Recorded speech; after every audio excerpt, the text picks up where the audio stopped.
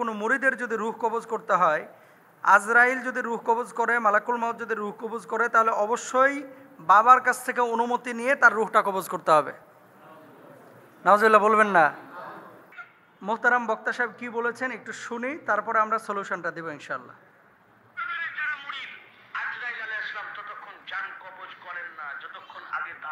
আপনার পীরের দরবারে হাজিরি না দেন, ইন্তেকালের পূর্বে আগে 4 নম্বর দরবার পাক, 1.5 তলায় আজরাইল আলাইহিস সালাম হাজিরি হন, দফতর নিয়ে হাজির হন। ইয়া হুজুর পাক, বড় হুজুর পাক, আপনার অমুক মুরিদ অমুক দেশের অমুক গ্রামের এই নাম, তার এখন ইন্তেকালের সময় হয়ে গেছে, উনি আপনার মুরিদ আছেন, আপনি ইজাজত দেন। আপনার বিনা ওরা বলতেছে সুবহানাল্লাহ, সামনে শ্রোতারা, আপনারা কি বলবেন? জোরে বলেন কি? লা হাওলা ওয়ালা কুওয়াতা ইল্লা বিল্লাহ। কতভাবে যে মানুষের ঈমান চুরি করা হচ্ছে। এই শুনেন, হক্কানি পীর যদি পান, যার কাছে গেলে কোরআন হাদিস শেখা যায়, সঠিক পথ পাওয়া যায়, সেখানে যাবেন ওই পীর সাহেবকে শিক্ষক হিসাবে গ্রহণ করার জন্য। কি হিসাবে? হক্কানি পীরের কাছে যাব দিন শেখার জন্য, ইসলাম শেখার জন্য, খালি হুক্কুর হাক্কুর করার জন্য না। এই যে কথাটা বললো যে মালাকুল মাউত ওনার বাবা মানে পীর সাহেবের কাছ থেকে অনুমতি নিয়ে মুরিদের জান কবজ করতে হবে, এই কথাটা যে যিনি বলেছেন, তাহলে ওনার ওই বাবার মানে পীর সাহেবের যখন রুহটা কবজ করছে, অনুমতি কার কাছ থেকে নিচ্ছে? ভণ্ডামি এগুলো। এগুলো কি? এদেশের মধ্যে মানুষের ধর্মীয় আবেগ বেশি, ধর্মীয় জ্ঞান কম, যে কারণে আমাদের এই বাংলাদেশে এবং পশ্চিম বাংলায়, ভারতের কিছু অঞ্চলে নানানভাবে সাধারণ মানুষকে বুঝাইয়া নিজেদের পাল্লা ভারী করে মানুষের ঈমান চুরি করে। শুনেন, ইহুদি, খ্রিস্টান, হিন্দু এরা ইসলামের জন্য ততটা ক্ষতিকর না এদেশের কিছু মোল্লা মুন্সি এবং পীর সাহেবরা যতটা ক্ষতিকর। হিন্দু সে ইসলামের ক্ষতি কি করবে?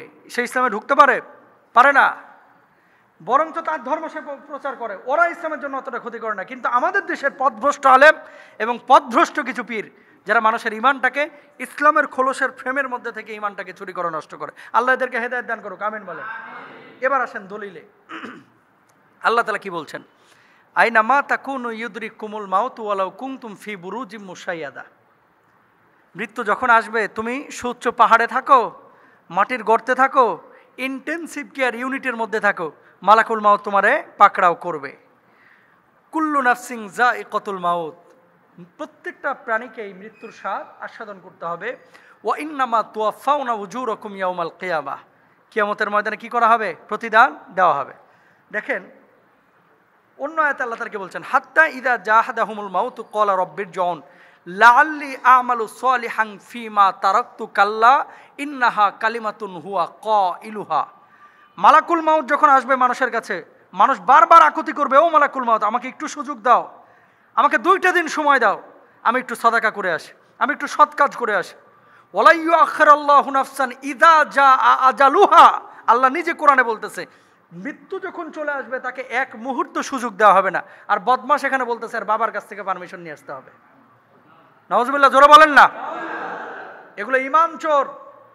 কোরআন যেটা বলেছে সেটা মানবেন না, এই বাবা যেটা বলেছে সেটা মানবেন। কোরআন যেটা বলেছে সেটা মানতে হবে। এবার আসেন, কিছু কিছু মানুষ বলে যে পীর সাহেবের যদি মুরিদ হন তাহলে বাবাই আপনারা টান দিয়ে কিয়ামতের ময়দানে নিয়ে যাবে। আল্লাহ কি বলছে? এবার আসেন, ইয়াউমা লা ইয়ানফাউ মালু ওয়ালা বানুন, কেউ কারো উপকারে কিয়ামতের ময়দানে আসবে না। এরপর আল্লাহ বলছে কি? ইয়াউমা ইয়াফিরুল মারউ মিন আখিহি ওয়া উম্মিহি ওয়া আবি ওয়া সাহিবাতিহি ওয়া বানি লিকুল্লি ইমরিইম মিনহুম ইয়াউমাইদিন শাআনু ইগনি। বাপ সন্তানের থেকে পালাবে, মা সন্তানের থেকে পালাবে, সন্তান মায়ের থেকে বাপের থেকে পালাবে, ভাই ভাইয়ের থেকে পালাবে। যেই মা জন্ম দিয়েছে সন্তানের জন্য, এই মা ফাঁসির কাষ্ঠেও যাইতে রাজি আছে, এই মা কিয়ামতের ময়দানে সন্তানকে চিনবে না। আর বাবাই বলে হ্যাঁ রে জান্নাতে নিয়ে আসবে, বাবাই তো থাকবে সেদিন দৌড়ের উপরে।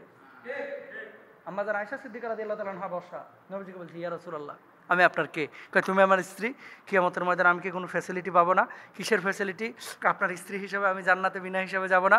আল্লাহ নবী জবাব দিলেন, আয়েশা নিজের আমল নিয়ে কবরে ঢুকো, ফাতেমা নিজের আমল নিয়ে কবরে ঢুকো।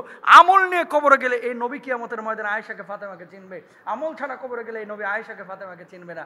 আর আমার বাবারা দাদারা আছে মাশাআল্লাহ, অটো গিয়ারে জান্নাতে যাইতে চায়, নিজে আমল করবে না, নিজে নামাজ পড়বে না, মুরিদ তো আছে অমুক বাবার, বাবাই টান দিয়ে নিয়ে যাবে। তোর বাবা যদি দৌড়ের উপরে থাকে তোর অবস্থাটা হবে কি?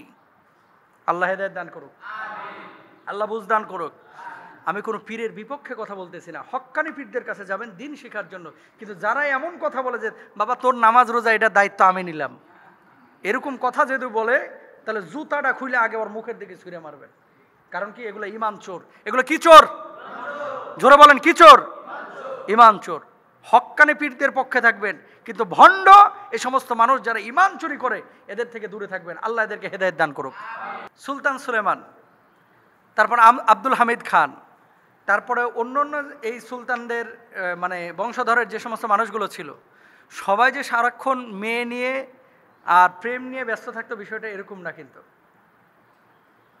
সুলতান ফাতে মোহাম্মদ ইস্তাম্বুল বা কুস্তুনতুনিয়া যিনি জয় করেছিলেন, আল্লাহওয়ালা ছিলেন, আল্লাহওয়ালা। আল্লাহ রসুল বলেছিলেন যে আমার উম্মতের মধ্যে এক শ্রেণীর উম্মত আসছে যাদের হাতে কুস্তুনতুনিয়া মানে ইস্তাম্বুল বিজয় লাভ করবে। এই ইস্তাম্বুল বিজয় যারা লাভ করবে, এই ইস্তাম্বুল জয় যারা লাভ করবে, এদেরকে আল্লাহ সুবহানাহু ওয়া তাআলা বদরি সাহাবীদের মতো মর্যাদা দেবে, আর বদরের যুদ্ধ যারা করেছে তাদের মতো মর্যাদা দেবে। তো সুলতান ফাতে মোহাম্মদ, ওনারা কুস্তুনতুনিয়া জয় করেছে, ওনারা সেই মর্যাদা পাবেন। ওনারা আল্লাহওয়ালা ছিলেন এবং ইমানের জোরে না, মানে ইমানের জোরে কিন্তু তারা জয়লাভ করেছিলেন। তো এরকম সারাক্ষণ যদি প্রেম নিয়ে নারী নিয়ে মত্ত থাকতেন, এই বিজয়কে আল্লাহ তাআলা তাদেরকে দিতেন? এবার আসেন রাষ্ট্রনায়ক, ধরেন কথার কথা, এই যে সৌদি আরবের যে প্রিন্স যারা আছে, 5 ভাই, 4 ভাই ভালো, 1 ভাই খারাপ। বাপের একই মানে ফ্যামিলির 10টা ভাই আছে বা সন্তান আছে, 10 জনের মধ্যে 8 জন ভালো, 2 জন খারাপ, এরকম হয় কি হয় না? সুলতানদের মধ্যে কিছু সুলতান এরকম ছিল যারা বিলাসী জীবনযাপন করত। ইভেন এদের কাপগুলো স্বর্ণের বানানো, চামচগুলো স্বর্ণের বানানো। যেখানে যে কোমটে মূত্রত্যাগ করতো, সেই মূত্রত্যাগের কোমটের ওপরে স্বর্ণের ফ্রেম লাগানো।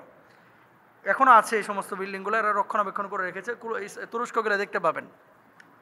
তো বিলাসী জীবনযাপন করেছে, এটা তাদের একান্ত নিজস্ব ব্যাপার। কিন্তু সমস্ত সুলতান বা এই অটোমান সালতানাতের পুরো সময়গুলো যে এভাবে কেটেছে, বিষয়টা কিন্তু এরকম না। আমর ইবনুল আস, আবু আইয়ুব আল আনসারি রাদিয়াল্লাহু তাআলা আনহু, নবীজি সাহাবী, তার বয়স ছিল 82 বছর, বুড়া হয়ে গেছে। ও যে নবীজি বলেছিল ইস্তাম্বুল যে জয়লাভ করবে তাকে বদরি সাহাবীদের মতো মর্যাদা দেওয়া হবে, এই 82 বছরের বুড়া সাহাবী ঘোড়া নিয়ে তুরস্ক চলে গেছে। সুবহানাল্লাহ বলবেন না? আরে একা না তো, ওনার সাথে আরও অনেক সাহাবী ছিলেন। সৌদি আরব থেকে তুরস্কের দূরত্ব মিনিমাম 3000 কিলোমিটার। কয় হাজার কিলোমিটার? 3000 কিলোমিটার ঘোড়াতে চড়ে গেছে ইস্তাম্বুল জয় করবে। উনি সাহাবী আবু আইয়ুব আনসারী রাদিয়াল্লাহু তাআলা আনহু সরাসরি নবীজিকে দেখেছেন। এই বুড়া সাহাবীদেরকে নিয়ে ইস্তাম্বুল জয় করতে পারে নাই, ওখানে খ্রিস্টানদের এত পাওয়ার ছিল। পরে ওনার কবরটা উনি ওসিয়ত করে গেছিলেন, যদি আমি এখানে শহীদ হয়ে যাই, আমার লাশটা আর ফিরে নিয়ে যাবে না ঘোড়াতে করে, আমাকে এখানেই দাফন করবা। এই জন্য আবু আইয়ুব আনসারী রাদিয়াল্লাহু তাআলা আনহুর এই কবর কিন্তু ইস্তাম্বুলের কিনারাই, তুরস্কে। অথচ নবীজির সাহাবী কত দূর, আবু আইয়ুব আনসারী রাদিয়াল্লাহু তাআলা আনহুর কবরটা আমি জিয়ারত করেছি। যেটা বলার উদ্দেশ্য, এই সুলতান সুলেমানের যে ক্যারেক্টার আপনারা দেখেন, এখানে কিছু গল্প সত্য, কিছু গল্প এখানে কাটছাট করা হয়েছে, কিছু গল্প প্রেম রিলেশনশিপ এগুলো এখানে ঢুকানো হয়েছে, এবং এগুলো মানুষের মানে খোরাক তৈরি করার জন্য, মানুষকে একটু মানে আগ্রহ তৈরি করার জন্য, আকর্ষণ করার জন্য এগুলো করেছে। এগুলো সব কিছু বিশ্বাস করা যাবে না। আর আরেকটা বিষয় বলি, ইউসুফ জুলেখা নামে ওই যে কি সিরিয়াল চলতেছিল, এগুলো দেখবেন না, হারাম। এগুলো কি, কেন বলবেন যে হুজুর হারাম কেন? নবীদের চরিত্র এবং ক্যারেক্টার, ইউসুফ আলাইহিস সালামের চেহারা কেমন ছিল? মেয়েরা আপেল না কেটে হাত কেটে ফেলছে, এত সুন্দর ছিলেন ইউসুফ আলাইহিস সালাম। এখন ওখানে যে ইউসুফের চেহারা দেওয়া হয়েছে ইরানের এক আর্টিস্টকে, দাড়ি রাখছে ইদ্দুর ইদ্দুর, চেহারা সুন্দর, ঠিক আছে, কপালটা খোলা। আমাদের বাচ্চারা, আমাদের জেনারেশন যখন এর চেহারাটা দেখবে মনে করবে ইউসুফ নবী মনে হয় এটা এরকমই ছিল। আসে কি আসে না? তো কোনো নবীর চরিত্র কেউ এভাবে দিতে পারে না, এবং এটা জায়েজও নাই। কোনো সাহাবীর চরিত্র দেওয়া জায়েজ নাই। হ্যাঁ, গল্প আকারে প্রকাশের জন্য আপনি এতটুকু করতে পারেন যে ধরেন আপনি চেহারা বানাইলেন না, ছায়ার মতো কিছু বানাইলেন, অথবা চাদর দিয়ে একজন মানুষের আকার ধারণ করাইলেন, চেহারা দেখাবেন না, সেটা আপনি প্রেজেন্ট করতে পারেন, এবং সত্য ইতিহাস যদি তুলে ধরা হয় এটা জায়েজ আছে। আর ইউসুফ জুলেখার প্রেম দেখাইতেছে ওখানে নাটকের মধ্যে, হারাম সম্পূর্ণরূপে, এগুলো দেখা যাবে না। ইরান থেকে আসলে আর সৌদি আরব থেকে আসলে সব কিছু জায়েজ হয়ে যায় না, এটা মাথায় রাখতে হবে। এই মানে 3-4 দিন না 5 দিন আগে দেখলাম কি পত্রপত্রিকায় এসেছে, সাঁতারের ড্রেস পরে এই ফ্যাশন করতেছে সৌদি আরবে, নাউজুবিল্লাহ বলেন। তো যা কিছু ওখান থেকে আসলেই সব কিছু জায়েজ হয়ে যাবে, বিষয়টা কিন্তু এরকম না। আপনাকে দেখতে হবে কোরআন হাদিসের মধ্যে কী আছে। আর তুরস্কের কোনো আর্টিস্ট যদি বাংলাদেশে আসে, যদি হালাল বা বৈধ কোনো অনুষ্ঠানেও নেই, যেখানে দেশের কল্যাণে কোনো কাজ করতেছে বা কথা বলতেছে, দিনের কল্যাণে কোনো কথা বলতেছে, সেই জায়গাগুলো আপনি যাইতে পারেন। কিন্তু নাচ গান করতেছে বা অশ্লীল কোনো কিছু হচ্ছে, বেপর্দাহীনতা বা পর্দাহীনতার কোনো কিছু দেখা যাচ্ছে, সেখানে আপনারা অংশগ্রহণ করতে পারবেন না। আল্লাহ তাআলা আমাদের সবাইকে বোঝার তৌফিক দান করুন।